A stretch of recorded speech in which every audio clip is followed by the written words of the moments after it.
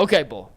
This happened yesterday, and it kind of blew up across the internet. But it started on Tuesday with comments from Tyrese Haliburton. He was asked about his mental health struggles the last couple months, and his answer involved, and we'll play the answer for you in a sec, he says he feels more like a prop than a person because of how much sports gambling has infiltrated the daily society. So here's what Tyrese Haliburton had to say. Then I'll tell you what JB Bickerstaff said in response to that yesterday. Then I'll ask you guys a question. But here's Tyrese Haliburton from Tuesday. You spoke to like a sports college with the Pacers, and if so, like, what was that process like? Because as an athlete, you're super confident all the time, right? But there are moments where you might need to like just hear somebody's perspective on something that if you're going through, that's unique. Yeah, for sure. I mean, I've done that for kind of the last couple of years. It's been good for me. Even when I'm not, I don't want to just talk to them when I'm struggling. Like I think there has to be conversation at other times too. Because I think obviously what happens on the court is what happens on the court, but like, just life in general, it's important. I think for us as basketball players, as men, to get those things out, because not everybody cares to hear how we feel, or that's just the point blank period. I mean, to half the world, I'm just helping them make money on DraftKings or whatever. You know what I mean? Like I'm a prop. You know what I mean? Like that's what my social media mostly consists of. I think it's important for us to like have somebody to talk to, and like I think all that stuff is like it can be funny sometimes. And somebody's like, I lost $1,000. I don't give a. You know what I mean? But, I do think that it's important for us to just have conversations with people who really value who we are as human beings, and it's not just sports psychology, but it's our teammates, it's our loved ones, it's people who really look out for our well-being, and that's important for me to just have those kinds of conversations. Have you spoken? So that was Tyrese Haliburton on Tuesday before the game against Miami. Last night, JB Bickerstaff, the Cavs head coach, was asked if he's had those similar conversations with any players in his locker room, and he says they haven't had any specific conversations one-on-one. He's mentioned that over the last 2 years, angry sports bettors have gotten his phone number and actually called his house and threatened him and his family over lost bets and ruined parlays. He said it's crossed the line for sure. The NBA was able to track down the people who had called him, and they have appropriately handled the situation. But he was receiving phone calls threatening him and his family over lost bets. Earl, you brought up a situation this morning about someone in Louisiana who FanDuel took money out of their account to pay his child support. Cool. So my question to you guys. Well, what does that have to do with anything? Oh, Earl, you can explain that real quick. No, so like, I mean, it don't tie directly to it, but I seen it on Twitter, and I made a joke of it, but I was serious at the same time. Like, you out here sports gambling, and you not even taking care of your kids. Like, you putting money on parlays, but you can't even pay your child support. And the fact that you kept your winnings sitting there in your FanDuel deposit, good for you for doing that, because now your kids can get money that they need to for real things. Like, how you out here hitting parlays and you ain't taking care of your kids? That's insane. So that's absolutely insane. Yeah, exactly. So big picture, and that was kind of off topic but related, more to Haliburton and JB. Do you guys think, and granted, I want to make sure everyone knows, we understand FanDuel is our number one sponsor, so we are not oblivious to the obvious here.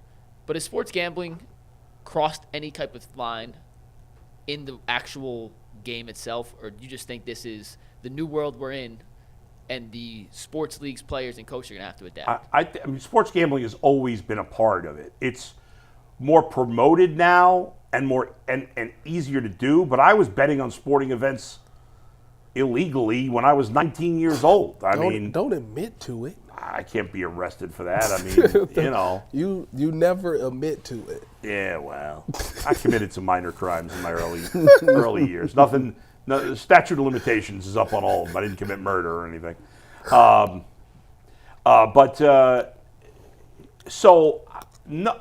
Listen.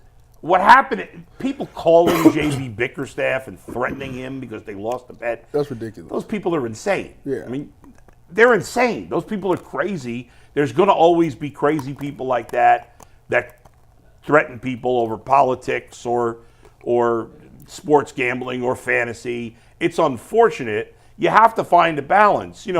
I'm very much a supportive of gambling being legal, but I don't gamble. Now, technically, you could argue I do because I play fantasy, and we could dicker on why I have a line of delineation. But I had a gambling problem. I went to Gamblers Anonymous for a number of years. I stopped going. I think it's very good for people. But I used to, when I was in my late teens and early 20s, I played cards all the time. I played the horses all the time, and I, did some sports betting. At that time, it wasn't as easy to do because it wasn't legal. But betting on the horses, you had to know somebody. Yeah. So betting the horses and playing cards, I did it all the time. I had a problem, and I'll never forget the last time I gambled. Again, besides fantasy, which is a controlled situation, it was May of 2009. I had gone to Atlantic City for the day.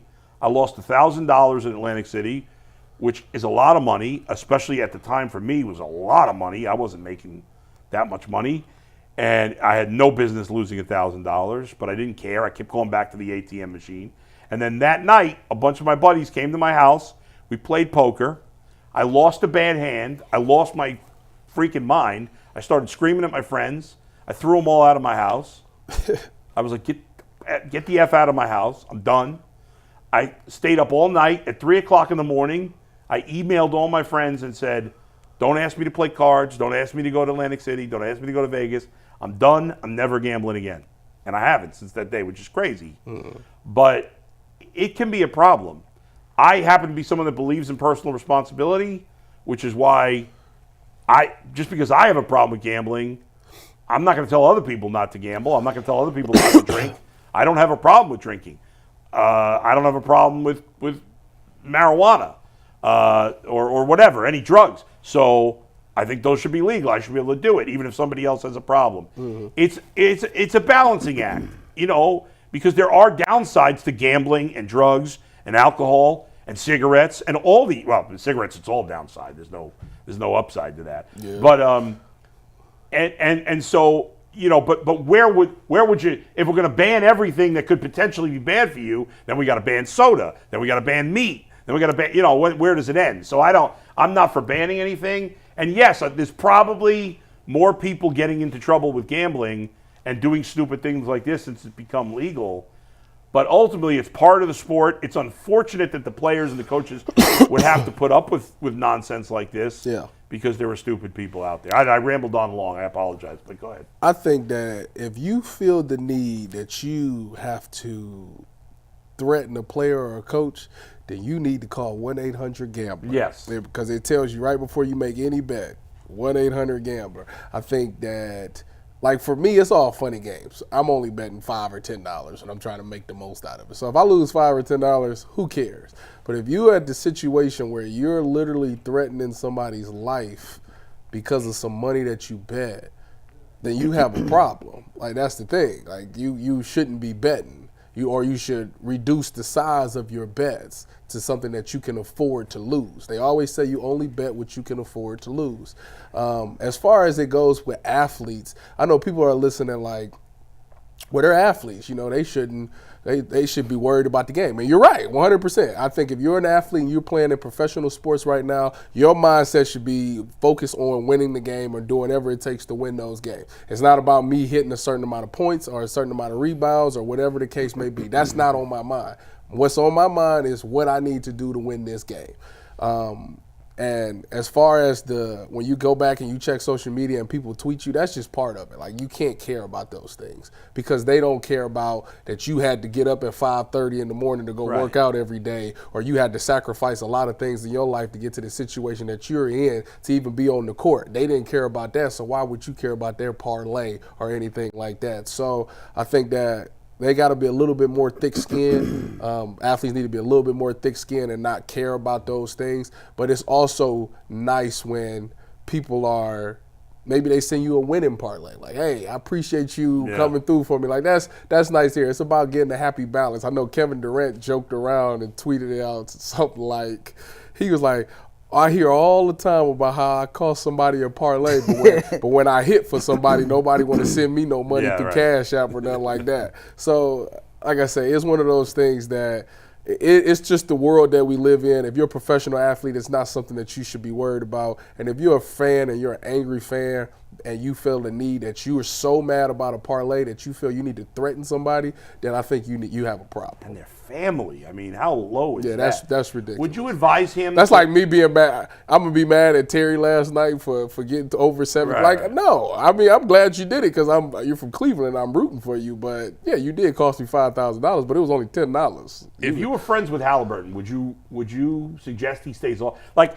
in our job, we have to be on social media to some degree. He doesn't have to be. That's the thing. I don't want you to have it shouldn't become to that. Like, why should he have to not be able to do something that he want to do? Like, why if he But if it's making him depressed and sad. Oh yeah, well then if that's the case, yeah. But like if you want to get on there, just it's sad you should that be able to do that. Yeah, like if I want to get on social media and check Yeah. social media, I should be able to do that and not feel any type of way about it. Plus, on top of that, you shouldn't be mad about nobody that you're never going to meet anyways. You're never going to see in the personal flesh. Now, if you know this person personally, then that's totally different. You know what though, Tyvis?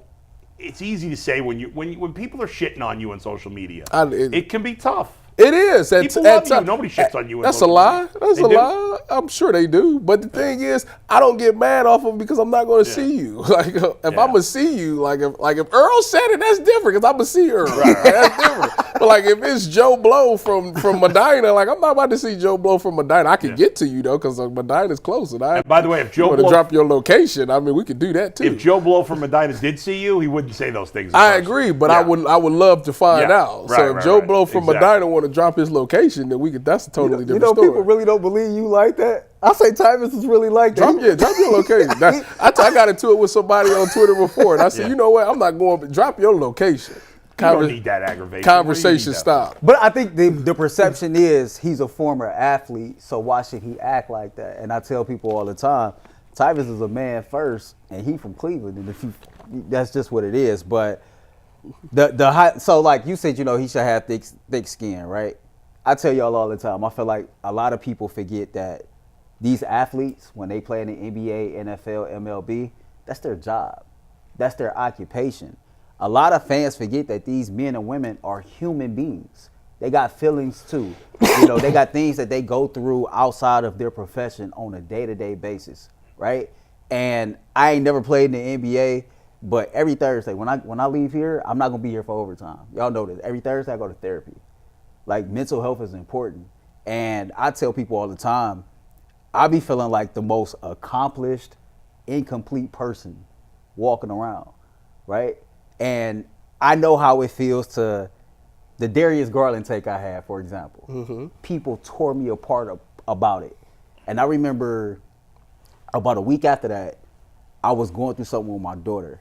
And I just jumped on social media and I seen somebody say something crazy to me 7 days later about something I said about a tape. And they're thinking that I'm always locked into this mind of what I do for a living. But you don't even know, man, I'm going through something real and you talking about something that I can even care less about because I'm no longer on my job. The point that I'm making is I think a lot of fans, a lot of people assume these athletes make multi-millions of dollars, and because of that they don't go through anything, or they should just sit back and take whatever behavior that people want to dish out to them and then don't do anything about it. And I think that's crazy. So for him to say, he feel like a prop, I can understand that. And I get that because people don't look at you as a human, a son, a brother, a father, whatever. They look at you as a guard for the Indiana Pacers. And that's all they give a damn about is you being a guard for the Indiana fans, Pacers. Even he said 50%, acknowledging that there are a lot of fans that do treat players with respect. And, fortunately, it's not all fans, But, yeah, you're right, Earl. And athletes can have mental health issues just as much as anybody else. A lot of them do. The only time I said that sports gambling has gone too far is when I seen what James Harden did last night. That man is crazy. He's tripping. Can we show that? Yeah, I'll show that. Oh, what happened? I don't know what James Harden was doing on this play. Yeah, but people are going to think he was cheating or whatever. If you're going to cheat, you're not going to do it this obvious. He tried to defend his own guy. Watch, he passes to Kawhi and then runs out to try to block the shot. He it's didn't get asked objectively about one it of after the the funniest game? things I've ever seen. Wait a second, Mike. How did he not get asked about it after the game? Or did we not? He forgot. If he what- did, I haven't seen any type of How response. could we not? How could that question not be asked? I mean, don't. I you know, want to know what he was thinking. Maybe it's because they was up 21 points and he just was joking around. No, he would. Like, that has to be the only way. Like, because he ended up getting the assist. Don't you think he had a brain fart and I think forgot he who his did. teammate was? I think he for a did. minute? Or what team he was on? I just think he had a brain freeze. There's no way he had no. But there are going to be people who say, "Oh, he was gambling on the game or whatever," which makes no sense. Yeah, If you were going to cheat and tank a basketball game, That's too you blatant. wouldn't do it like that. That's too blatant. Man, listen, if you go back and show the video again, whoever was sitting on the bench, they had on black. I could just only, it's just a brain freeze. I don't know what the hell he was thinking or if he was thinking at all, man, but I'm going to err on the side of caution and just say it was a brain freeze. James This Harden is hilarious. Well, This is insane. Because it's a great closeout, by the way. This is It's a insane. That's the most defense he's played since 2013 finals. Oh my What's funny, God. I missed. You guys know Eli works for the Blazers, my friend, and he called me this morning, and I didn't get a chance to answer because we were down here doing our preview show. So I haven't had a chance to ask Eli what he thinks about that from the opposing bench, Yeah. watching a guy in the Clippers uniform play defense for him. So Yeah. as soon as I get an answer for that, I'll let you all know. By the way, I think Anthony every morning now at 5:30 a.m. should do a preview show. That's a good idea. I wake up at 7:30, so that's awkward. We'll start waking up at 5:30 for the preview of the 5:30 show. every morning, the preview. Earl, what he about should to do is kill preview me. what me and you were going to preview for the That's show right. at 11. Yes. Hey, you know what? Meetings about the meetings. G. Bush could do a pre show at 2. He's probably up in the middle of the night anyway at 2 in the morning. I think G and I can do a show at like 3:30 in the morning, There you go. previewing the preview show at 5:30. I was actually up- the 8:30 show. That previews the 11 a.m. show. I was up at like 2 in the morning yesterday. I was here at 7:10 this morning. Is that Yeah, unusual? Earl beat me in this morning. I was here at 7:10 a.m. this morning. I don't know what time you guys come in. I usually get here 7:10 is way unusual, like way unusual. But Right. yeah, I've been here for a while. Okay. What time do you get in, Mike? 7:30. Slacker. Question for you guys. Yeah. To put a bow on this before we move on to our Guardians topic. You guys all kind of talked big picture. With the NBA implementing their new betting view on League Pass, where you can literally decide to add a topic bar essentially above a scoreboard that gives you live updated over-unders for the games, money lines, and point spreads. There's no turning back now, is there? No, of course right? not. Like, they've And the already players entered a benefit place of no also return. because there's more money in the pot to pay players because of the gambling. And I'll say this too, and you kind of touched on this. If you're that pissed off at a player or a coach or a team, that means that you was betting some money and trying to win some money that you thought was finna change your life. That you was banking on life changing money. And if you really sitting up here trying to turn $10 into $50 million, you fooling yourself. All you got to do is get off your ass, work hard. Hopefully, like you get a few good breaks. Most people aren't making $50 and some million. luck, and like let that be the case. If Yeah. you out here seriously gambling and you looking for that to be the reason to change your financial situation, man, you sadly mistaken. I'm about to say, it's people that's nowadays, they quitting their jobs and taking up sports gambling as a full-time That's gig. when you have a problem. I agree. If you're trying to change your life, as Earl says, by gambling, that's not gonna. I'm trying likely to be, not gonna I'm end trying well to for be you. like Adam Sandler on Uncut Gems. Give me Didn't a he 20. get killed at the end? He did, but he turned. He did like a 27-leg parlay and made millions. Yeah. They dropped their location after that, Then didn't he got killed.